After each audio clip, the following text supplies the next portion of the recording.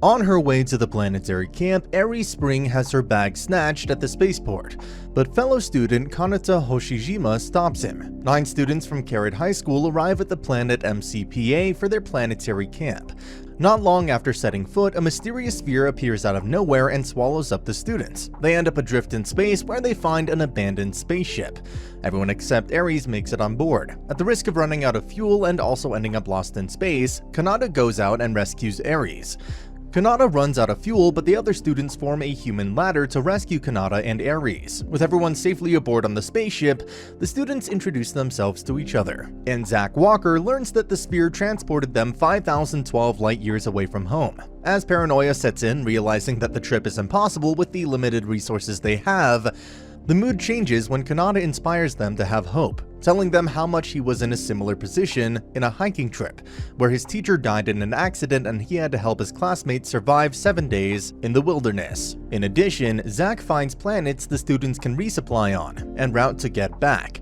The students unanimously nominate Kanata as the captain, and name the spaceship Astra after seeing the phrase "Per aspera de Astra" on a plaque inside the spaceship. The students arrive at the first resupplying stop, the wilderness planet Villivores. The students encounter strange forms of wildlife that include parachute plants and trampoline trees. As the students go around obtaining resources for the next leg of the trip, they encounter the mysterious sphere again, but this time manage to elude it. Kanata begins eating impulsively, while Quateri becomes upset at the situation, remembering that she came from a wealthy family that did not love her. Quateri also turns against her little sister, Phoenicia, due to her being adopted into the family, much to the latter's sorrow. As night falls, Phoenicia becomes trapped when a trampoline tree suddenly rises and a winged beast snatches her away. Despite the dangers, Kanata jumps into the tree and grabs a javelin Lucia left on one of the trees to save Phoenicia. Kateri and Phoenicia reconcile their differences, and Kanata reveals that he was trained to be a world-class athlete by his father.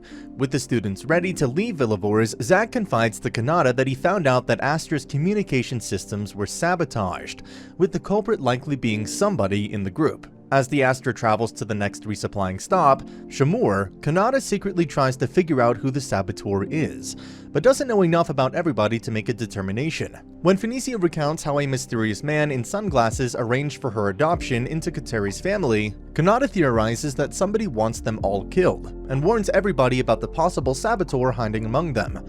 Ulgar reveals that he is the son of their school's vice principal, which puts the most suspicion on him. However, the ship is suddenly struck with micrometeorites, breaching the hull and disabling the main power supply. Without power, the Astra is caught in Shumur's gravity and begins plummeting into an uncontrolled descent. The group moves frantically to seal the holes and connect the ship's gravity controller to a backup generator. However, the gravity controller's safety mechanism kicks in when it detects a small flying alien creature, forcing Ulgar to shoot it with a glue gun. With the power restored, Zach is barely able to land the Astra safely. It is later revealed that Ulgar secretly possesses a real handgun. In light of their combined effort to prevent the Astra from crashing, the students conclude that the saboteur has a desire for survival as well, and decide not to actively investigate for the time being. They land on Shamur and begin foraging for food and encounter large, friendly bird-like aliens they dub Gruppies. Unfortunately, they discover that most of the edible plants on Shamur spoil extremely quickly, making them unsuitable for long-term storage, and the Gruppies are inedible, meaning they do not have enough food supplies for the next leg of the trip. Meanwhile, Yunhua deserts the ship, telling the crew to leave her behind. Kanata goes out to search for her and finds her. Yunhua reveals that her mother emotionally abused her and raised her into believing it was better to avoid the attention of others. At that moment, the large mushrooms scattered around the planet begin releasing poisonous spores, infecting all of the students except Kanata and Yunhua, who were wearing their spacesuits. Charcy tells them that there should be an antidote mushroom to counter the poison, and Kanata and Yunhua remember feeding a sick Gruppy a yellow mushroom that cured it. As Kanata gathers the antidote mushrooms, Yunhua begins to sing to calm her sick friends thanks to Kanata encouraging her to pursue her dream to be a singer. Kanata brings the antidote mushrooms back, curing his friends, while Yunhua gains more self-confidence. After the group recovers, they credit Yunhua's singing for helping keep them alive, and they find out that she is the daughter of the famous singer Lucy Lum. To symbolize her growth, Yunhua has her hair cut short. They then manage to find a stable food source and leave Shamur. Meanwhile, back at home, the authorities have all but given up on finding the missing students after an exhaustive search on Mikpah. The parents of the missing students meet and consider whether they should declare their children legally dead. Only Ares' mom is genuinely concerned, while the other parents are quick to accept the decision to stop the search. The man in sunglasses that Funisia talked about earlier is silently sitting off to the side of the room. The only parent missing is Luca's father, Marco, who is a powerful and controversial government official. Back in space, the group has landed on the oceanic world of Arispade, which they consider a paradise. Food is plentiful, and Charcy discovers all life on the planet reproduces via parthenogenesis. Quateri starts teasing Ares about her feelings for Kanata, convincing her to try and confess to him. However, Kanata misunderstands Ares' words, angering her. Luca and Olger go fishing, with Luca trying to get Olger to open up, though Olger is shocked to learn the identity of Luca's father. Later that evening, the group has a picnic to celebrate their last night on Arispade, when Olger appears with his gun and holds Luca at gunpoint. Olger explains to everybody that he believes his older brother was murdered by Marco for investigating his corruption. As revenge, he seeks to kill Luca, who is Marco's eldest son and apparent heir. Luca then reveals that he is not Marco's heir, due to being intersex, having been born with male and female biology. In addition, he has been secretly adopted into the Esposito family before his condition was discovered, and was all but disowned when his younger brother was born. Olga realizes Luca is an outcast from his family just like him, and stands down. Suddenly, the island is hit by a quake, followed shortly by a tsunami. Most of the group manages to make it on the Astra safely, but Olger and Luca are washed away. Olger attempts to sacrifice himself to ensure Luca's safety, but they both end up being rescued by Kanata. After they leave Arispade, Olger apologizes to Luca and vows to return home alive to investigate his brother's death. Zack then brings up the possibility that Olger's brother may have uncovered a much deeper conspiracy than government corruption, which may be why they've all been targeted. Olger decides he will become a journalist like his brother, and Kanata allows Olger to keep possession of the gun, since he's the only person who knows how to use it. Later on, Ares gets into a conversation with Charcy, and she notices an inconsistency in his story, when she doesn't remember seeing him in the biology class he claimed to attend. The group confronts Charcy, suspecting he is hiding something from them. Charcy reveals that, like Ares, he's also a transfer student who arrived after Ares. He admits that he did not reveal this earlier since he didn't want to talk about his past, since he is from the Vixia Royal Quarter, the only nation on their home planet that is still ruled by nobility. In the past, he had befriended a commoner girl named Saria, and smuggled her into the area reserved only for nobles. When she was caught by a guard, Saria resisted and was pushed off a building, falling into a coma due to her injuries. Sometime later, Saria's family left Vixia, taking her with them. Charcy left as well, swearing to learn biology so he could hopefully find and heal Saria someday. The rest of the group are touched by Charcy's tragic story, and Charcy remarks that Ares reminds him a lot of Saria. Afterwards, the group reaches the next planet, Icarus. However, Icarus's rotation is perfectly in sync with its orbit around the sun, meaning that one side is permanently scorching hot while the other side is permanently freezing cold, meaning that the only safe place to forage is the region directly between both extremes. Unfortunately, as they attempt to find a landing spot, the Astra is attacked by a massive carnivorous plant, resulting in the Astra suffering significant damage that makes reaching space impossible. Zack points out that they don't have the parts or resources to repair the damage, so they'll have to accept living on Icarus as their new home. Later, Charcy leads a foraging party and discovers a second ship similar to the Astra. The group examines the ship, noting it is heavily damaged and seemingly abandoned. Zack then realizes there's somebody preserved in the ship's hibernation pod for the past 12 years, and the group opens it to reveal a young woman inside. The group brings the woman back to the Astra, where she tells them that she's Paulina Levinskia, and an astronaut from the ship Ark-6. The Ark-6 had originally been sent out to find worlds suitable for human habitation, but was forced to crash land on Icarus. The rest of the crew went out to explore the planet, but never returned, forcing her to use the hibernation pod to survive. Ares then gets the idea that since the Astra and Ark-6 are modular and of the same ship type, they can switch out Astra's damaged reactor section with the Ark-6's intact one. Meanwhile, Yunha tells Paulina that she has been asleep for 12 years and it's now 2063. Paulina panics upon learning that it's 2063, but does not reveal why. The ship repairs are a success and the group returns to foraging for food. Zack and Katari have a quiet moment together. Zack reveals he doesn't want to be like his father, who has become cold and uncaring due to his memory transplant research, and he plans on becoming the pilot for Kanata's future spaceship. Katari finally admits her desire to marry Zack, and he reminds her that they already promised to marry when they were children.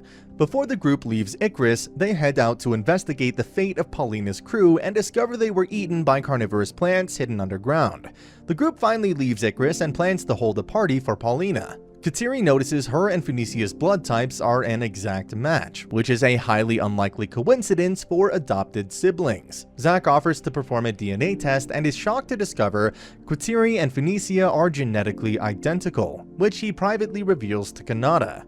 Zack and Kanata reveal to the whole crew that Phoenicia and Katari are clones. Together, the crew forms the theory that they all, except for Ares, are clones, younger replacements for their parents who will transfer their memories with technology developed by Zack's father. Meanwhile, all the parents except Ares and Charces are seen meeting and lamenting how the recently introduced Genome Control Act would expose their children as clones, which is why they stranded them in space to ensure their bodies would never be found. Back on the Astra, everyone is distraught by this revelation, but Kanata reassures them by claiming that even if their whole life was a lie, this trip has turned them into a family, and now they have more reason to return, to bring their parents to justice.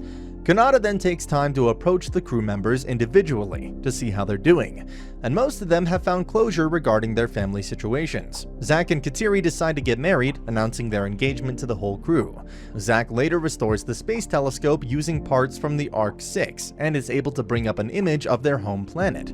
While the crew is celebrating, Paulina enters the bridge and becomes confused at the physical differences between Earth and the planet they're traveling to.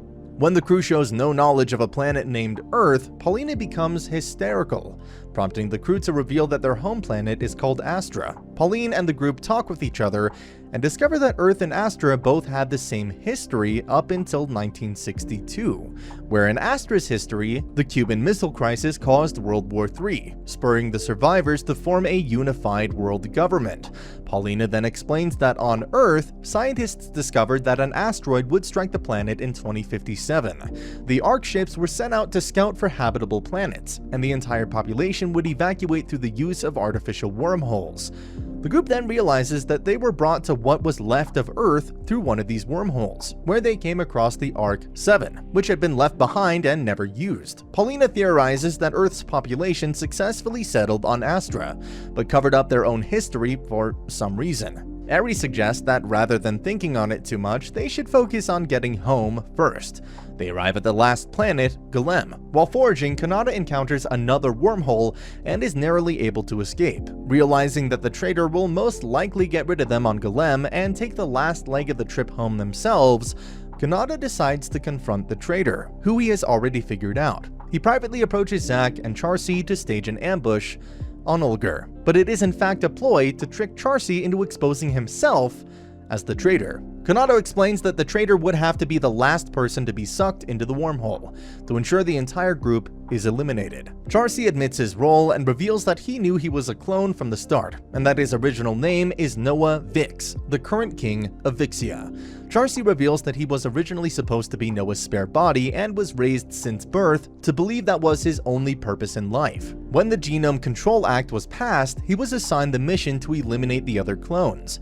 Kanata remains skeptical, pointing out how Charcy always deactivated the wormhole before it could suck anybody in. Charcy explains that he stopped his attempts because he did not want to harm Ares, who he reveals to be Syrah's clone, and that Syrah was Noah's daughter, the princess of Vixia. He reveals his true past, where Syrah helped raise him but was opposed to the cloning project, and Ares was born without her knowledge. Unwilling to subject Ares to a doomed fate, Syrah secretly had Ares' surrogate mother smuggle her out of Vixia to live a normal life. Syrah, however, is later pushed off a cliff and killed by an assassin. With Syrah's death, Charcy felt his mission was his only purpose in life. Kanata remains unconvinced and points out how much Charcy enjoyed interacting with everybody, and that their friendship is genuine. The other students also try to convince Charcy that he doesn't have to be beholden to Noah's wishes. Overcome with guilt, Charcy attempts to commit suicide by using a backup wormhole controller and creating a wormhole between himself and everybody else. Kanata charges straight at the wormhole, but uses his anti-gravity shoes to jump over it and tackle Charcy. Kanata convinces Charcy to stop his suicide attempt, but not before the wormhole is so close that he loses his right arm above the elbow in the process. This shocks Charcy back to his senses, and Kanata reminds him of the promise he made earlier of how he would be Kanata's second-in-command on his future spaceship. One of the final scenes shows Kanata's arm floating above Earth. Kateri is unable to stop the bleeding, and Charcy helps Kanata back to the Astra. Despite Charcy's actions, Kanata and the rest of the group still accept Charcy as one of their own, convincing him to live for himself. After they forage enough food to leave Golem and Kanata has some time to rest with Ares taking care of him, Charcy tells everybody about the truth of Astra and Vixia. In the past, the nations of Earth developed wormhole technology to evacuate the population to Astra. However, when the plan was revealed to the public, war immediately broke out as different nations attempted to fight over land on Astra, and the wormholes were misused as weapons. A single world government was finally formed to bring about peace, but not after half the population of Earth, or Astra, was killed. As a result, the world government decided to destroy all of the wormholes to prevent them from ever being used again. They also decided to manipulate history so that later generations would be unaware of the wormhole technology that brought them to Astra. In reality, 100 years had passed since Earth was destroyed, making the true year 2163. The students decide to tell all of Astra the truth. However, their originals and the government remain obstacles to their return. Kanata has the Astra briefly stop above Mkpa, so they can get into the communication system so Astra can send a message containing their entire story and pictures of the planets they visited to her mother, Emma, who the group knows they can trust, with instructions to contact a police officer that worked with Olger's brother. As they return to Astra, they are greeted by a fleet of warships who welcome them home and inform them that their originals have been arrested for illegal cloning and attempted murder. The man, who is the younger brother of the king Vixia, is responsible for Sirius' assassination, and the transfer of Ares to Team B5 is also arrested. After their return, the group becomes celebrities overnight. Kanata and Charcy convince the government to reveal the truth about Earth, with Katana managing to defuse the resulting public uproar by writing a best-selling book recounting his experiences during his journey home. Charcy becomes the new king of Vixia, but immediately gives up all political power, opens Vixia's borders, and releases wormhole technology to the public. As a relic of the old Earth era, the Astra is put into a museum. All the kids except for Phoenicia finally graduated from high school. 7 years later, Olger has become a journalist. Paulina is a teacher at Carrot High School, and Phoenicia is now in high school. Ares, Kateri, and Luca attend Yunhua's concert, where Ares reveals Kanata finally proposed to her for marriage. Luca looks and dresses more like a woman. Kateri and Charcy have successful modeling careers. Meanwhile, Kanata has used his fortune to buy the Astra as well as a new prosthetic arm designed by Zack. Together with Zack and Charcy, they head off into space to explore new worlds to place wormholes on. When asked why he came, Charcy says he's keeping his promise. And that's the end of the video. As always, if you liked what you saw, subscribe to the channel. I'll be uploading a lot of videos just like this, so I'll see you at the next one.